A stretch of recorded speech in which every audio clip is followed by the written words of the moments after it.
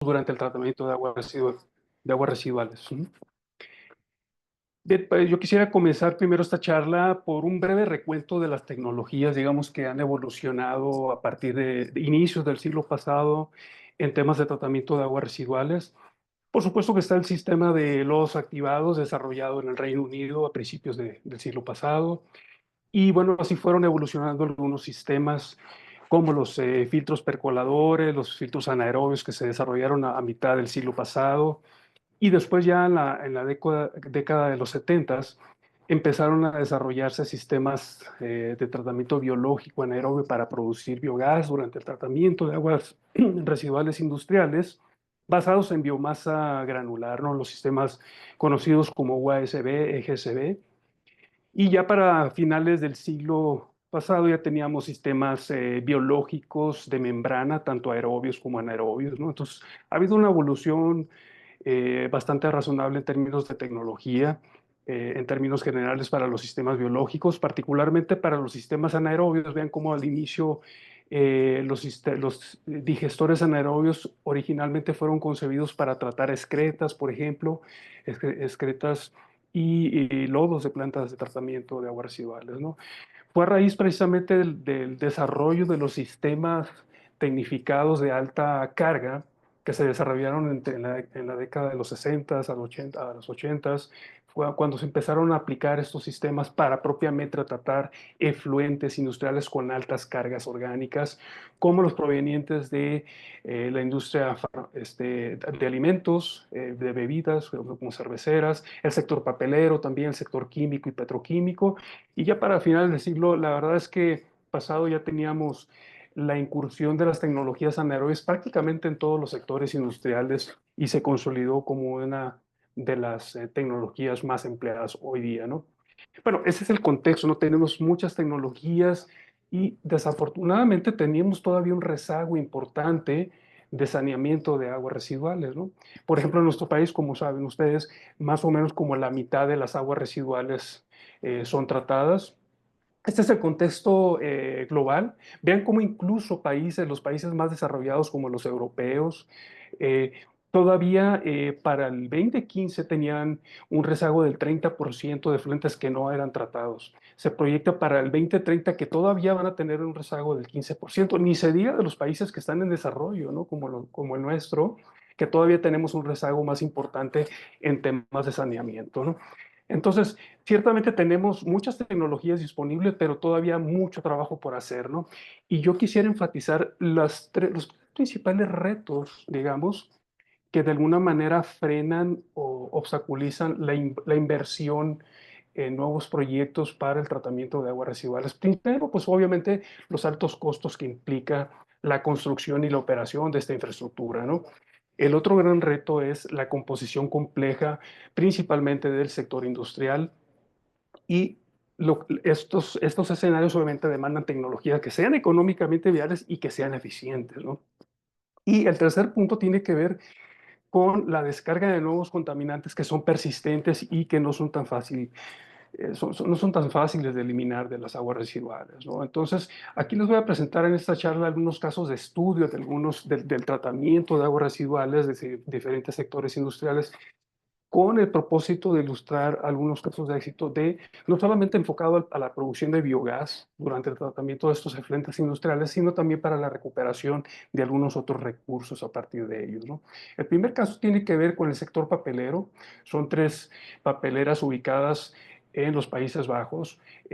Son empresas que conjuntamente que construyeron una planta de tratamiento y tratan un caudal promedio de más de 12,000 metros cúbicos diarios de aguas residuales, ¿no? Con un alto contenido de materia orgánica. Vean cómo en términos de demanda química de oxígeno, de DQO, son más de 19 toneladas diarias de materia orgánica que descargan, ¿no? Este efluente también contiene una cantidad importante de sulfato, son más de 2 toneladas diarias de sulfato que están descargando este efluente del sector papelero, ¿no? Eh, para poder, como tecnología central, digamos, para convertir esa materia orgánica en biogás, utilizan esta tecnología, la empresa Biopac, instaló estos reactores para convertir esa materia orgánica en biogás. Tienen en promedio una eficiencia de hasta el 70% de remoción en términos de DQO, ¿sí? Con un tiempo de retención incluso que es menor a 5 horas. En menos de 5 horas se logra esa remoción y se tiene una producción de biogás de 0.4 metros cúbicos por cada kilogramo de DQO, ¿no? Entonces, obviamente, se genera una cantidad importantísima de biogás. Estamos hablando de 400 o 500 metros cúbicos de biogás por hora.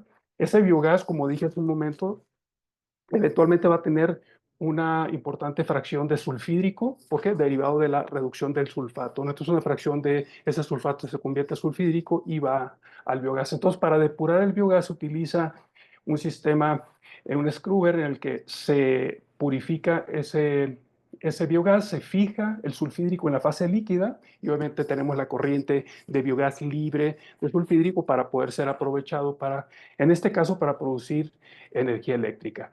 Y la fracción líquida en la que queda concentrada el sulfídrico se utiliza para producir azufre elemental, como lo vemos aquí, en un proceso que se patentó y que le denominan Thiopax, en el que bacterias del género Thiobacillus son capaces de oxidar parcialmente el sulfídrico que se fijó en la solución líquida de sosa para convertirlo en azufre elemental. Mientras que el biogás que ya está depurado, pues se somete a procesos de combustión interna y tienen una capacidad instalada de 1440 kilowatt-hora, tienen una producción de energía entre 800 y 1000 kilowatt-hora, de tal manera que la energía que producen no solamente les permite cubrir la demanda energética para la operación de esta planta de tratamiento, sino que también les sobra energía para otros propósitos, ¿no? De tal manera, bueno, tienen obviamente el reuso de esa agua que están utilizando en el sector papelero, eso les permite optimizar el valioso recurso hídrico para seguir produciendo papel. Obviamente la producción de bioenergía a través del biogás es muy importante y también la producción de azufre elemental, de tal manera que pues están instalando pues estrategias sostenibles, ¿no? Para tratar esos efluentes industriales. En México también tenemos casos en los que se ha aprovechado la descarga de aguas residuales con un alto contenido de materia orgánica para producir biogás. Por ejemplo, en este caso de efluentes de granjas porcinas, como saben, los efluentes de granjas porcinas contienen también un alto contenido de materia orgánica, de sólidos suspendidos y también un contenido importante de nutrientes como nitrógeno amoniacal y fósforo, ¿no? En este proyecto que hicimos algunos años con la Unión de la Unión de Porcicultores del Sur de Sonora, se instalaron digestores anaerobios en más de 120 granjas porcinas para producir biogás. Y en el corte que tenemos aquí del 2014, de todas las granjas de esa unión de porcicultores, el 47% ya tenían los digestores anaerobios y de estos ya más de la mitad estaban convirtiendo ese biogás en electricidad, ¿no? Entonces realmente tenemos casos en los que también en México se ha podido aprovechar estas descargas con alto contenido de materia orgánica para producir biogás, ¿no? Pero, ¿qué hay de los nutrientes? Una vez que se lleva a cabo el proceso de digestión anaerobia y que pasan por... Esto es una fotografía, por ejemplo, de los domos de las lagunas anaerobias para tratar estos efluentes de las granjas porcinas, pero una vez que se trataban esos efluentes, pasaban por lagunas aerobias y facultativas para poder cumplir con norma, pero todavía tenían una cantidad importante de nutrientes de fósforo y nitrógeno que podrían ser aprovechados para irrigar, en este caso, un proyecto piloto que hicimos con 50 hectáreas de trigo y al aplicar esos efluentes, que por cierto fueron diluidos con agua de pozo en una proporción 1:6, precisamente para cumplir con norma y poder aprovechar esa descarga sin ninguna limitación, y se observó un incremento sustantivo en el rendimiento, logrando 7.3 toneladas de trigo por hectárea, ¿no? Con el aprovechamiento de estas aguas tratadas del sector porcino, ¿no? Entonces, ciertamente es un manejo de agua que puede redituar beneficio cuando se conecta el sector pecuario con el sector agrícola, ¿no? Otro nutriente, uno de los nutrientes más importantes para los cultivos es el fósforo. El fósforo, de hecho, se considera un recurso no renovable, ¿verdad? Que sus reservas a nivel mundial se están escaseando y que por lo tanto tenemos que visualizar fuentes alternas para poder recuperarlo y poder aprovecharlo para la agricultura, ¿no? Como sabemos, las aguas municipales pues tienen un nivel incipiente, ¿no?, de fósforo, pero hay efluentes industriales que sí tienen un nivel importante de fósforos. Este es el caso, por ejemplo, de aguas residuales que provienen de procesos de anodizado. En este caso hicimos un proyecto piloto con un efluente que contenía más de 4 gramos de fosfatos por litro. Hicimos un proceso de precipitación con diferentes coagulantes y observamos que el hidróxido de calcio es el que nos da una mejor eficiencia de recuperación del fosfato. Lo hicimos a diferentes volúmenes, escalando el proceso, y tuvimos el 100% de recuperación del fosfato. Este fosfato, por difractogramas de rayos X, pudimos identificar que lo estábamos recuperando principalmente en forma de hidroxiapatita, ¿no? Entonces, este es un proyecto piloto de tal manera que nos marca la pauta para sentar estas estrategias para recuperar el fosfato de estos efluentes del proceso de anodizado. Posteriormente estamos con el interés de aprovechar este fosfato que se está recuperando para aplicarlo como fertilizante en la agricultura, obviamente, que sería una de las metas, ¿no? Ahora, otro sector en México, no perdamos que México tiene un litoral de más de 11,000 kilómetros, ¿no? Incluyendo el Golfo de México. Bueno, ahora Trump quiere llamarle Golfo de América, pero nosotros los mexicanos vamos a ir llamándole el Golfo de México, ¿no? Y el Pacífico, ¿no? Entonces tenemos más de 11,000 kilómetros. El sector acuícola es muy importante en México. Entonces es un sector que ciertamente es pujante, pero a través de sus aguas residuales también se podría producir biogás, y también los nutrientes remanentes pues eventualmente también puedan aplicarse a la agricultura. Otro esquema en el que se podría aprovechar estos efluentes acuícolas es el cultivo de estas plántulas suculentas llamadas salicornia, porque con los efluentes que vienen de los cultivos de la acuacultura se pueden hacer unos cultivos de salicornia de tal manera que podamos remover los nutrientes que están presentes. Y la ventaja que tiene el salicornia es que se puede destinar al sector alimentario. Se conoce de hecho como el espárrago marino, la salicornia. Y otro beneficio que nos da el cultivo de salicornia es que su semilla tiene un perfil lipídico apropiado para utilizar ese aceite para producir ya sea bioturbocina o biodiesel, ¿no? De tal manera que tenemos aquí un círculo virtuoso, ¿no?, de saneamiento de agua antes de de descargar esas aguas a las costas, producir la producción de un biocombustible y ligado también con la producción de un alimento como es la salicornia, ¿verdad? Este concepto pues, puede ser atractivo principalmente en zonas desérticas o semidesérticas como en la península de Baja California, en Sonora y en otras regiones del mundo, obviamente, ¿no? Es una estrategia que puede ser atractiva. Otro tipo de efluente industrial que yo quiero platicarles, en el que también se puede aprovechar la recuperación de algunos recursos, son efluentes del sector metalúrgico y particularmente efluentes de fábricas de piezas de acero inoxidable, que en muchas partes del país están en auge. Aquí en la ciudad de Querétaro tenemos fábricas de acero inoxidable, en San Luis Potosí y en otras partes. ¿Qué características tienen estos efluentes del acero inoxidable? Pues obviamente tienen un contenido de metales muy importante. Los metales que más prevalecen es el hierro. El hierro, por ejemplo, tiene más de 12 gramos por litro en este efluente que caracterizamos. Son 12 gramos por litro de hierro, de cromo casi 3 gramos por litro, níquel más de 2 gramos por litro, etcétera. Entonces, tenemos una cantidad muy importante de metales, ¿no?, que evidentemente podemos recuperar en un proceso que nosotros podíamos conseguir como biominería. Ahorita les voy a platicar al respecto. Pero también, además de los metales, este efluente se caracteriza por contener una alta concentración de nitrógeno en forma de nitrato principalmente. Tenemos aquí casi 7 gramos por litro de nitrógeno en forma de nitrato. El pH del efluente es muy bajo, anda alrededor de 3. ¿Sí? Entonces, realmente es un efluente. Si nosotros queremos buscar tecnologías para depurarlo, pues sí es un gran reto por la acidez, el alto contenido de nitrato y el alto contenido de metales, ¿no?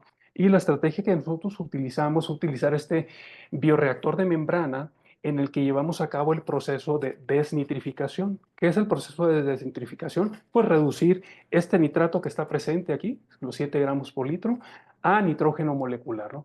Y en ese proceso de reducción de nitrato a nitrógeno molecular que ocurre en este proceso desnitrificante, necesitamos una fuente de carbono y nosotros utilizamos etanol y citrato como un proyecto piloto para buscar estas dos fuentes de carbono.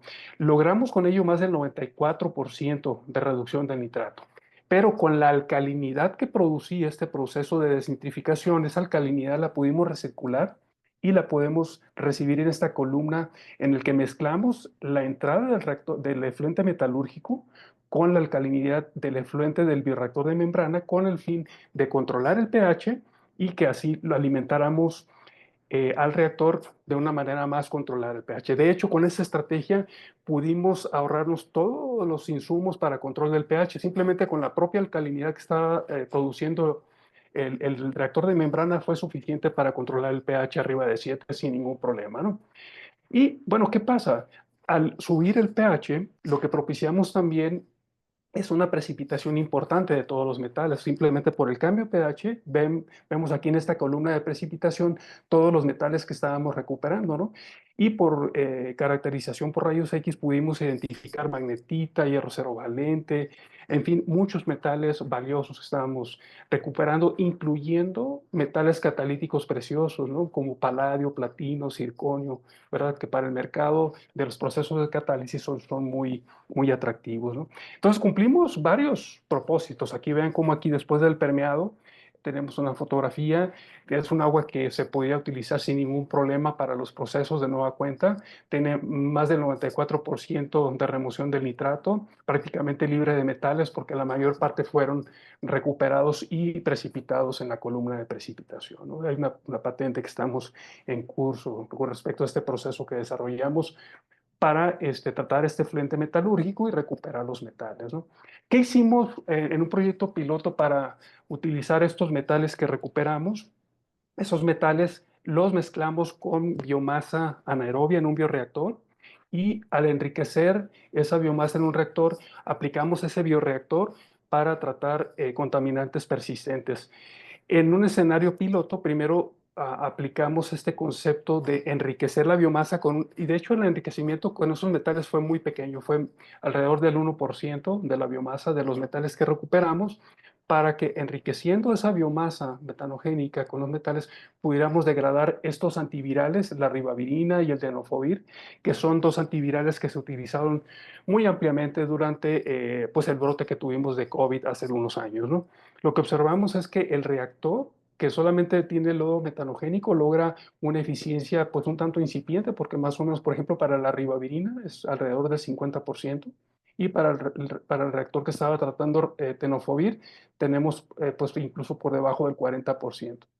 En cambio, los reactores cuyos lodos fueron enriquecidos con una pequeña porción de los metales catalíticos lograron una mayor degradación de ambos antivirales, ¿no?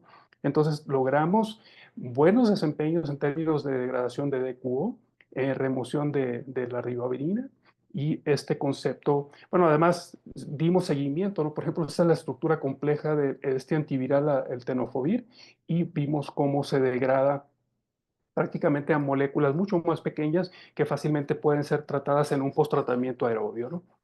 Entonces es un concepto de economía circular que por un lado estamos recuperando los metales que obtuvimos del efluente metalúrgico, enriquecemos una biomasa en un reactor anaerobio para producir biogás, pero al mismo tiempo estamos degradando contaminantes emergentes como la ribavirina y el tenofovir, que son antivirales que se usaron durante el brote de COVID, ¿no? En el mundo, ¿no?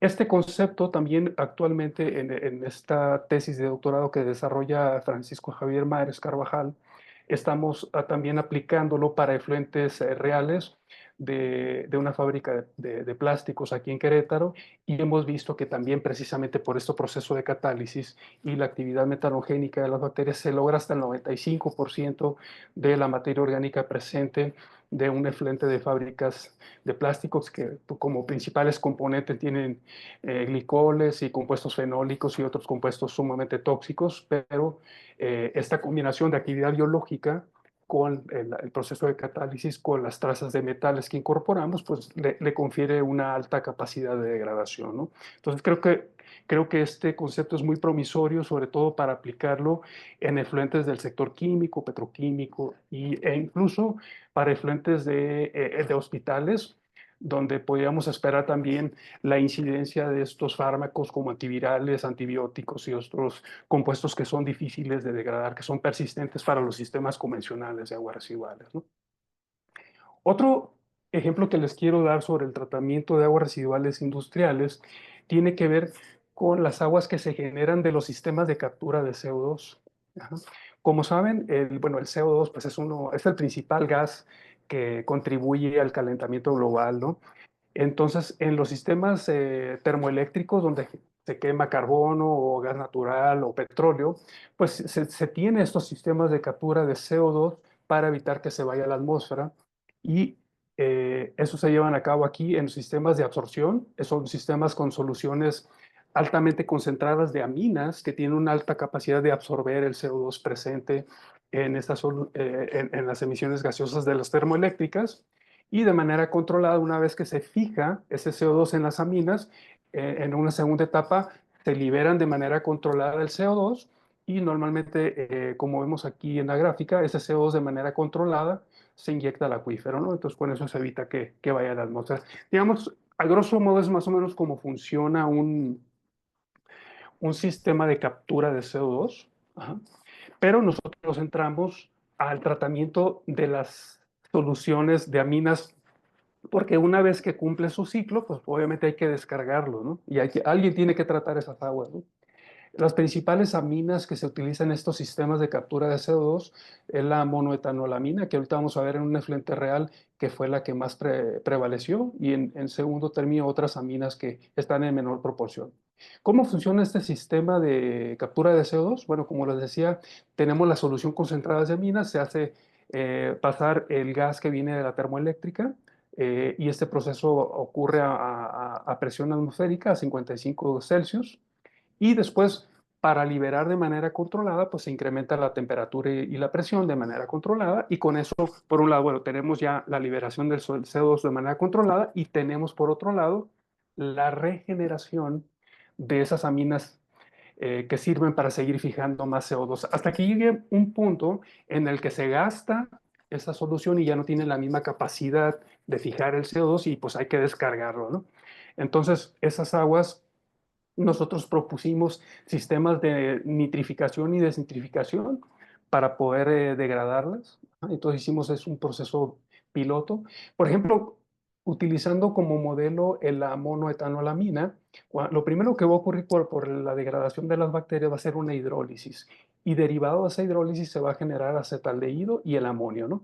Obviamente por el proceso de nitrificación, ese amonio primero se va a oxidar a nitrito y nitrato, y después con el complemento, con el proceso de desnitrificación, pues ese nitrato va a pasar a nitrógeno molecular, ¿no? Para lo cual se requieren pues estos intermediarios carbonados, ¿no? Que es el acetaldehído, el etanol y el ácido acético, que es la forma que normalmente se va a degradar esa materia orgánica derivado de la amina, ¿verdad?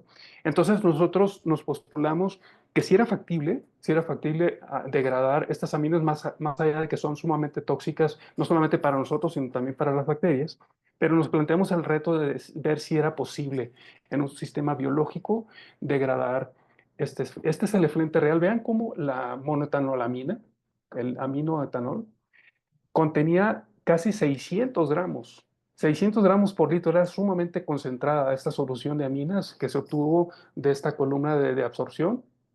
Había otros componentes, ¿no? Pero el que más prevalecía era la monoetanolamina, y para lo cual entonces utilizamos sistemas de biopelícula móvil, tanto nitrificante como desnitrificante, y vean cómo hicimos una dilución, tomamos el 30% de esta solución como un proyecto piloto, y con tan solo 7 horas de tiempo de retención, logramos un 98% de remoción de la monotanolamina, que era el principal componente, el 75% de remoción en términos de DQO y el 72% de eliminación del nitrógeno total, ¿no? En el proceso, ¿no? Y esta fue la primera demostración de un proceso de biodegradación de un efluente real que proviene de un sistema de captura CO2 y que pues mostró resultados promisorios, ¿no? Resultados promisorios y aquí cabe resaltar que no se agregó ningún insumo externo, ninguna fuente de carbono. La única fuente de carbono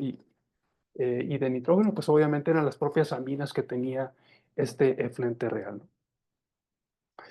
Bueno, les he hablado hasta ahora de efluentes industriales, que por un lado representan un reto, pero que hay un gran potencial para producir biogás. Les hablé ya de producir biogás a partir de efluentes del sector papelero, del sector porcino.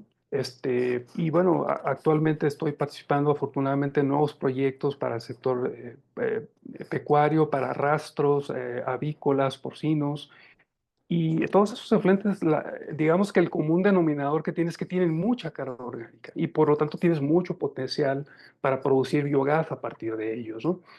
Y uno podría pensar, bueno, sí, pues estás hablando de pues, desechos cárnicos o desechos de alimentos, pues son fácilmente degradados, ¿no? Pero también hemos visto, también para efluentes ya más recalcitrantes, como efluentes textiles o como los que les mostré hace un momento de captura de CO2 u otros del sector químico, petroquímico, hemos observado que también es factible producir biogás a partir de efluentes que incluso son, sus componentes son tóxicos, ¿no? E incluso cancerígenos para el caso de los efluentes textiles, ¿no? Pero hablando de efluentes municipales, ¿no? Ha habido durante décadas el gran dilema de para los efluentes municipales si aplicamos los sistemas anaerobios o si utilizamos los sistemas convencionales de los activados. Bueno, hay pros y contras, obviamente, pero uno de los principales problemas que yo he observado cuando se opta por sistemas de lodos activados es que el consumo energético durante la operación es muy alto, ¿no? Ajá. Entonces, para tratar de coadyuvar o balancear el gasto operativo, sobre todo hablando de plantas grandes, de gran calibre, como este caso que les voy a compartir, el que ustedes conocen perfectamente, ¿no? La planta más grande que tenemos no solamente en México, sino en América Latina, la planta de Atotonilco. Ajá. Bien, pues ciertamente tiene sistemas de lodos activados, ¿no? Trata en promedio 23 metros cúbicos por segundo, ¿no? Es la descarga que proviene de la Ciudad de México y que pues por décadas había sido descargado sin ningún tratamiento hasta que se instaló esta infraestructura, ¿no? Esta infraestructura de la planta de Atotonilco, ¿no?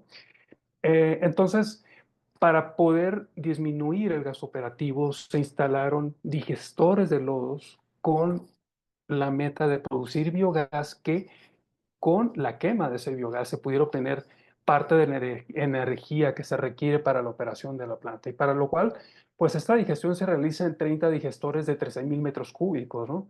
Esta producción de biogás, bueno, pues para el almacenamiento de todo el biogás que se está generando se han instalado 7 gasómetros de 8.500 metros cúbicos cada uno. Ajá. Y aquí el dato que se tiene es que con el biogás producido se alimentan 12 motores de cogeneración de 2.7 kilowatts de producción unitaria, de forma que la energía producida en estos sistemas de cogeneración pues es aprovechada para el consumo energético de la planta. La meta que se ha planteado es que tenga un 80% de cobertura de la energía que se consume durante la operación de la planta, gracias al biogás que se está generando durante la digestión de los lodos que generan los sistemas de lodos activados en el sistema, ¿no? Y además el calor que generan estos motores se utiliza para el calentamiento de los propios digestores y optimizar la producción del biogás, ¿no? De tal manera pues que sí tenemos pues un escenario en el que plantas de buen tamaño que están destinadas a tratar efluentes municipales también podrían tener este esquema, ¿no? Guadalajara también, pues en su planta reciente, también de buen calibre, pues también tienen esa misma premisa. De hecho, la construcción, según mi conocimiento, también la construyó la misma empresa, ¿no? Que construyó esta de Totonilco, ¿no? Entonces son escenarios que nos pueden eh, encaminar, digamos, hacia un tratamiento más sostenible en todos los términos, ¿no? No solamente para cumplir con norma, sino que también el gasto operativo se reduzca considerablemente y sea viable a largo plazo, ¿no? Entonces, es algo que habría que considerarse, ¿no? Y bueno, para dar pie también pues ya a las preguntas, yo quisiera ya llegar a las conclusiones. Les he compartido pues algunos casos, casos de estudio aquí, de enfatizar sobre todo que particularmente para efluentes del sector industrial, realmente las plantas de tratamiento de aguas residuales deben de considerarse como centros de recuperación de recursos, ¿no? No solamente hablando en términos de generación de biogás, sino en términos de generación de nutrientes, por ejemplo, para el caso de nitrógeno y fósforo que tuvimos del sector pecuario, de las granjas porcinas en particular, para poder canalizar esos nutrientes a cultivos como trigo y que vimos que sí tiene una incidencia positiva, ¿no? Al incrementar el rendimiento de un proyecto piloto de 50 hectáreas. Pero yo creo que ahí hay que cuidar mucho también el balance de nutrientes, primero para cumplir con norma, evidentemente, y también para que a largo plazo, cuando se esté ejerciendo esta práctica de reclamar esos efluentes tratados para agricultura, no caigamos en el exceso de sobrecargar de nutrientes ese suelo y luego tengamos problemas de contaminación de acuíferos, ¿no? Son cosas que también tendríamos que vigilar en el manejo adecuado de la reutilización de esos efluentes tratados para el sector agrícola. Pero bueno, no solamente, insisto, biogás, nutrientes, también les hablé de la recuperación de metales, del sector metalúrgico, eventualmente esos metales en un concepto de biominería que te permite recuperarlos o puedes canalizarlos, obviamente con un propósito como el que les compartí, para enriquecer biomasa y tratar efluentes difíciles de tratar. Y nosotros, como les comentaba hace un momento, lo hemos aplicado para efluentes del sector químico, de la fábrica de plásticos, para también degradar contaminantes emergentes como los antivirales, ¿no? Y hemos encontrado resultados muy promisorios, ¿no? Promisorios de que esos elementos catalíticos que, como les comenté, principalmente visualizamos al circonio, al paladio y al zinc y otros, ¿no? Que son, aunque están en pequeña proporción, juegan un papel importante en la biocatálisis y en incidir en estructuras complejas para poder degradarlos de manera más eficiente, ¿no? Ujú. Entonces, en términos generales, se requeriría pues una estrategia integrada en el que no solamente se piense en tratar y reutilizar ese efluente una vez que cumples con normas, sino también producir bioenergía, nutrientes o recuperar otros compuestos de valor agregado, ¿no? Para lo cual se requiere, pues obviamente, todo un reto de ingeniería en el diseño de las plantas depuradoras y nuevos procesos, ¿no? Que puedan ser, pues, pertinentes para cada caso, ¿no? Les dejo por aquí mis datos de contacto. Yo estoy ubicado en la Unidad Académica Juriquilla del Instituto de Ingeniería aquí en la ciudad de Querétaro, y está por aquí mi correo, mi cuenta de X. Y pues ojalá que haya sido de su interés esta charla y pues estaré abierto para cualquier pregunta que tenga la audiencia. Muchísimas gracias. Claro, muchas gracias, doctor Francisco. De inmediato comenzamos con la sesión de preguntas y respuestas. Como les comentaba aquí abajo, tienen el botón, preguntas y respuestas. Cualquier duda que tengan, pueden ingresarla ahí. Tenemos a Yersenia Olvera Vidal. Nos comenta, buen día, gran presentación del doctor Francisco. Me gustaría consultarle al doctor respecto a la salicornia.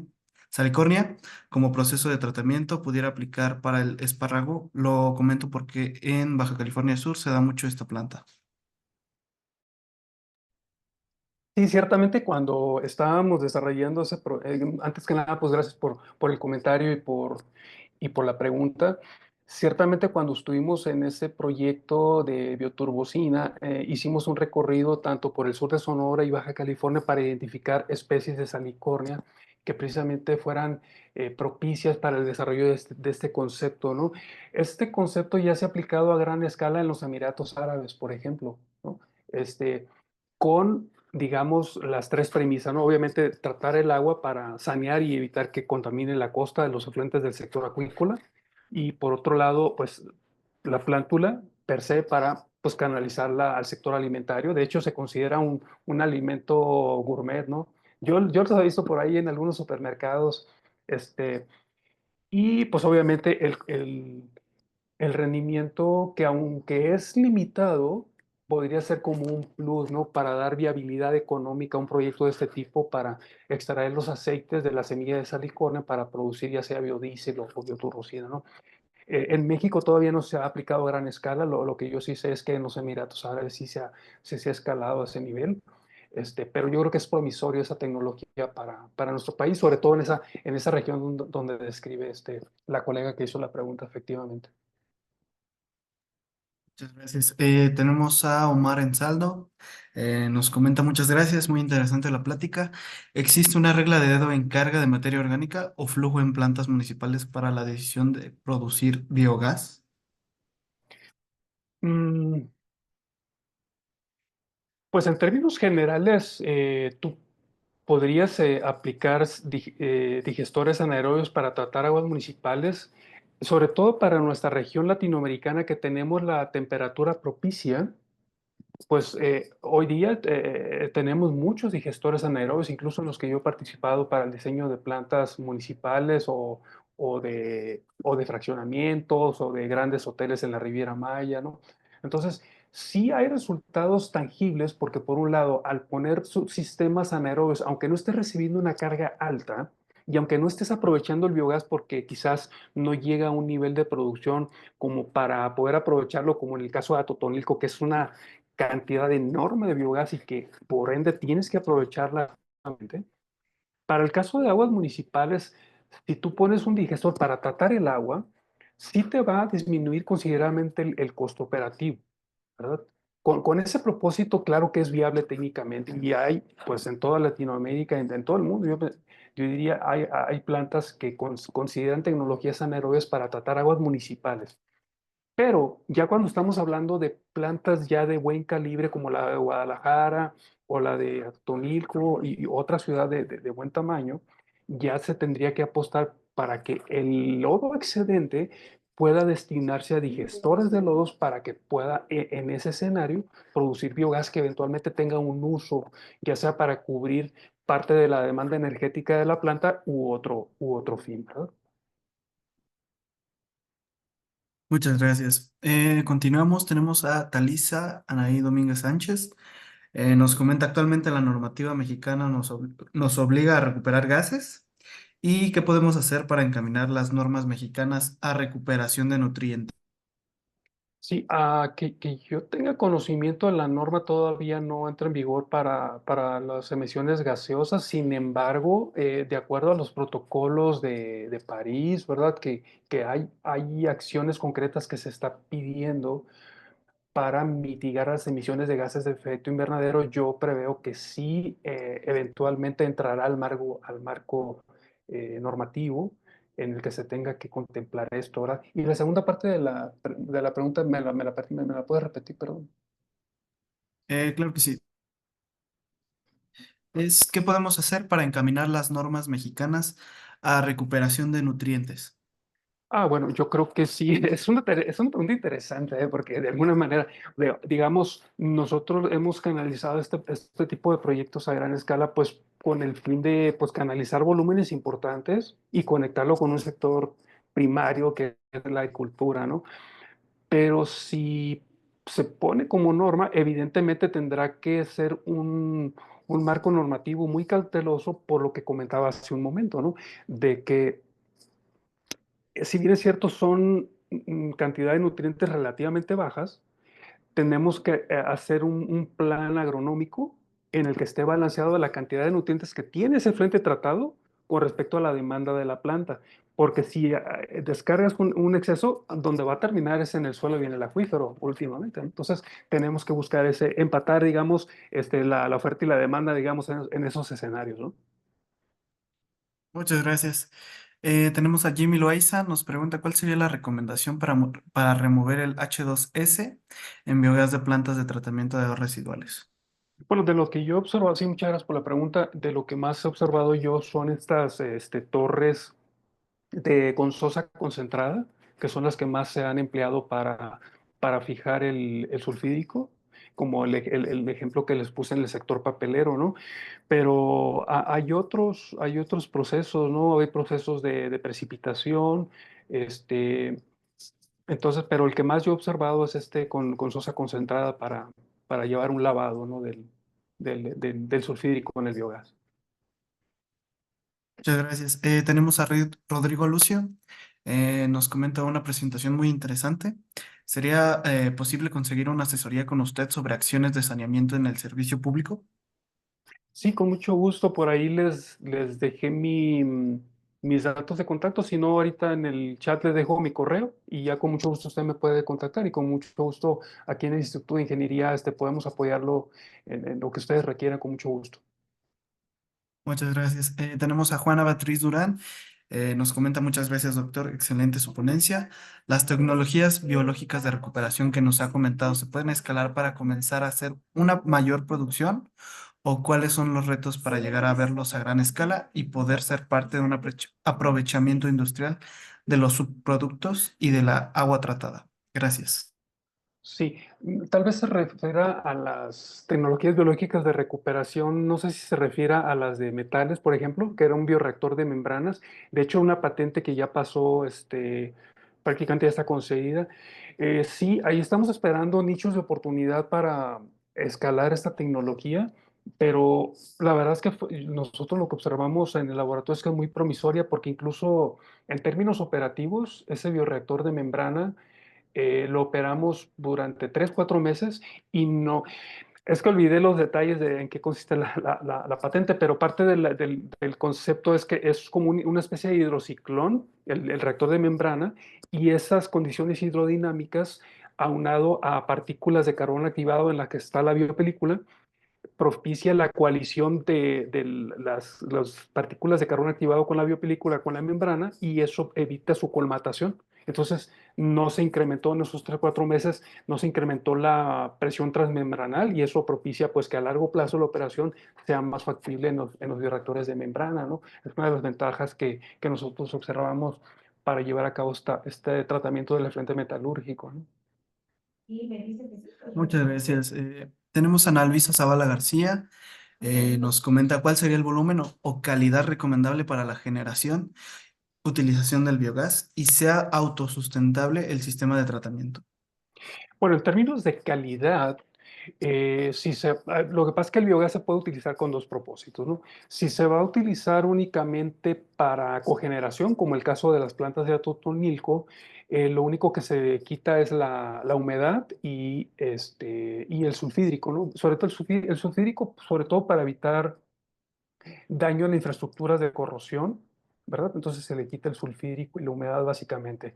Sí, es para cogeneración, pero eventualmente hay casos en los que se ha proyectado generación de biogás, por ejemplo, de excreta de ganado, bovino o porcino, lo que sea, además de eliminar estos dos, sí se busca eliminar el CO2, por ejemplo, con un sistema de membranas u otra tecnología, porque entonces incrementa el porcentaje de metano, se le conoce como biometano, una vez que se quita el CO2, la mayor parte del CO2, y eso pues ya lo puedes inyectar a la red de gas natural, pero pues implica un mayor proceso de depuración del biogás, ¿no? Y en términos de cantidad, pues yo diría en términos razonables, si la cantidad de biogás te va a dar para cubrir al menos una tercera parte o al menos la mitad de la energía que demandas en la operación de tu planta, yo creo que vale la pena, ¿no? Pensárselo para ver si la puedes cubrir, ¿no? Por medio de esa estrategia, ¿no? Muchas gracias, Francisco. Tenemos a Talisa Anaí Domínguez Sánchez. Nos comenta, buen día, doctor Francisco, buena conferencia. ¿Cuál sería la base que se deba de realizar para implementarlo en un rubro tan amplio como la zootecnia? ¿Y cuál sería como el caudal o la cantidad de heces mínima para poder hacer viable un biodigestor en una planta de tratamientos? Pues insisto, es más o menos relacionada con la anterior, ¿verdad? O sea, eso está en función de proyectar cuántas aguas o excretas se están generando, se hace un balance, ya sea de excretas, porque hay tanto digestores para excretas o lodos, que es pues, fase sólida, digamos, o para efluentes industriales de alta carga, ¿no? Para aguas residuales industriales. En todo se tendrá que hacer un balance, ¿no? Un balance en términos de materia orgánica y en términos de conversión, y entonces te puedes proyectar cuánto biogás es. Ahí es caso por caso, ¿no? Porque, por ejemplo, para el sector papelero, que fue un hitazo, ¿no? Lo que hicieron ahí en Holanda, pues es porque pues el sector papelero, además de que es uno de los sectores que más agua demanda, es de los sectores que más energía demanda. Entonces ahí fue como un círculo virtuoso, ¿no? De reutilizar el agua para producir más papel, pero también tratar de recuperar parte de la energía por medio del biogás, ¿no? Yo diría que es pues caso por caso, ¿no? Para ver qué beneficio te podría dar una inversión inicial, ¿no? para producir biogás. Ujú. Muchas gracias. Tenemos a Jimmy Loaiza, nos comenta cuál sería la recomendación. Perdón, creo que se repitió la misma pregunta. Ajá. Miguel Santana, buenos días, buena presentación. ¿Qué sistema consideran más eficiente para eliminar las altas concentraciones de H2S del biogás resultante en los digestores anaerobios para dejarlo en condiciones adecuadas para cogenerar energía? Sí, los sistemas de Sosa concentrados son los que yo he visto que funcionan bastante bien para eliminar el sulfídrico, ujú, como lo comenté hace un momento. Ujú. Muchas gracias. Juana Beatriz Durán nos comenta, ¿los lixiviados de relleno sanitario se podrían tratar por medio de sistemas biológicos, ya que estos también pueden tener altas concentraciones de metales? Interesante la pregunta de Beatriz Durán. Sí, sí, sin duda alguna, en la presencia de metales, al menos en los rellenos sanitarios, no se ha visto que merme en la producción de biogás. Yo tengo conocimiento de algunos rellenos que estaban generando biogás en el país. Me parece que en Guadalajara hay uno importante, en la Ciudad de México también, en el que parte de la fracción orgánica de la basura urbana ya está siendo convertida a biogás a partir de los lixiviados de estos rellenos sanitarios. Pero sí, sí es viable sin ningún problema, ¿eh? Muchas gracias. Tenemos a Arturo Balam, nos comenta una plática muy interesante. En proyectos locales he observado el uso de biodigestores y la instalación de cárcamos de rebombeo. Mi pregunta es, ¿cómo podríamos medir si el efluente devuelto por el biodigestor es apto para la producción de biogás? ¿Se relaciona con temas de calidad de agua, como el pH y la conductividad? Sí, sí, tiene que ver con, obviamente, el pH y la conductividad sea apropiada para los sistemas anaerobios, pero también tiene que ver con la cantidad de materia orgánica remanente, una vez que ya se llevó la etapa previa, digamos, ¿no? Para poder proyectar si realmente es rentable proyectar, o sea, una producción de biogás a partir de él, ¿verdad? Ujú.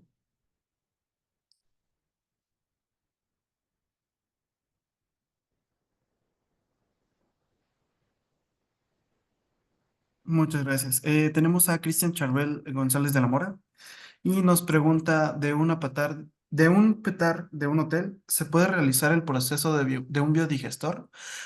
Porque los lodos son desechos y y no se aprovechan. Pues también es una pregunta muy interesante, gracias Cristian, porque bueno, afortunadamente yo he tenido también la oportunidad de participar en proyectos para el sector turístico por ahí en la Riviera Maya, incluso en el Caribe, en Jamaica, otras plantas que he diseñado para diferentes empresas. Y sí, bueno, por un lado, híjole, los grandes corporativos hoteleros dicen, bueno, ponme la planta, pero así lo más lejecitos para, por un lado, para que los clientes que están en el consorcio, ahí, pues disfrutando del campo de golf o de la alberca, pues que no les molesten los malos olores, y entonces eso por un lado, ¿no? Entonces tienen que ser sistemas cerrados, que tengan muy buen control de los olores, eso por un lado.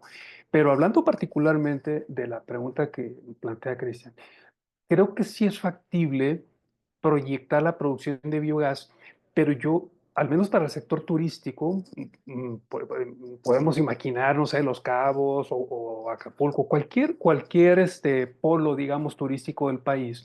Yo creo que la mejor estrategia sería la asociación de los hoteleros, porque todos los que tengan sistemas de depuración, me puedo apostar que la gran mayoría van a ser sistemas de lodos activados, ¿no? Entonces, si llegan a un acuerdo para que de manera conjunta colecten todo el lodo, eventualmente, y llevarlo a digestores, eventualmente pueden tener dos beneficios, ¿no? La cogeneración, ¿verdad? A través de la producción del biogás, pero ya haciendo la digestión de los lodos de manera conjunta, porque entonces ya estamos hablando de una cantidad más importante que hacerlo de manera aislada, ¿no? Y por otro lado, también la producción de composta, una vez o el lodo ya digerido, ya estabilizado y que eventualmente puedan marcarte la pauta para recuperarlo en forma de una fuente de nutrientes alterna, ¿no? Ya sea para el mejoramiento de sus áreas verdes, una vez que estén bien estabilizados y que cumplas con norma, pues no vas a tener esa restricción, que esté libre de patógenos, de metales, y todo, si todo cumple, está bien manejado, yo creo que es un escenario que podría dar pie a buenos manejos, ¿no? No solamente en términos de generación de biogás, sino también de un residuo orgánico que pueda ser mejorador de sus áreas verdes, ¿no? De sus árboles, en fin, ¿no? Claro, muchas gracias, estimado Francisco. Al parecer nos quedó muy clara toda la información y quiero aprovechar este momento para darle las gracias al doctor Francisco Cervantes Carrillo por su excelente presentación y por compartir su valiosa experiencia con nosotros hoy. Me queda claro que la información y las ideas que nos has proporcionado serán un recurso clave para todos nosotros y sin duda nos permitirán llevar a cabo proyectos más informados y con una visión mucho más clara. También le agradezco a cada una y uno de ustedes por haber estado con nosotros el día de hoy. Sabemos que su tiempo es muy valioso y realmente apreciamos que se hayan tomado el tiempo para participar y aprender y compartir sus ideas. Gracias por sus preguntas y comentarios que siempre enriquecen estos espacios y nos permiten aprender juntos. Sin duda, este webinar no habría sido lo mismo sin su participación activa. Bueno, por último, esperamos contar con su presencia nuevamente en el futuro y no me queda nada más que agradecer a todas y todos y espero que tengan una excelente tarde. Muchísimas gracias, Rodrigo. Y pues por aquí dejo, por ahí habían pedido mis datos de contacto, lo vuelvo a poner por ahí para que pues quienes estén interesados en algún apoyo para sus proyectos pues me puedan contactar sin ningún problema. Muchísimas gracias por el espacio y espero volver a verlos en alguna otra oportunidad con los asociados de la ANEAS. Muchas gracias. Claro que sí, muchas gracias, estimado Francisco. Que tengan buena tarde y les comento que esta sesión está grabada, de hecho se está transmitiendo en vivo en YouTube. Si ingresan a nuestras redes sociales, estamos como ANEAS de México y ahí pueden consultar la información. Hasta luego, que tengan buena tarde. Saludos.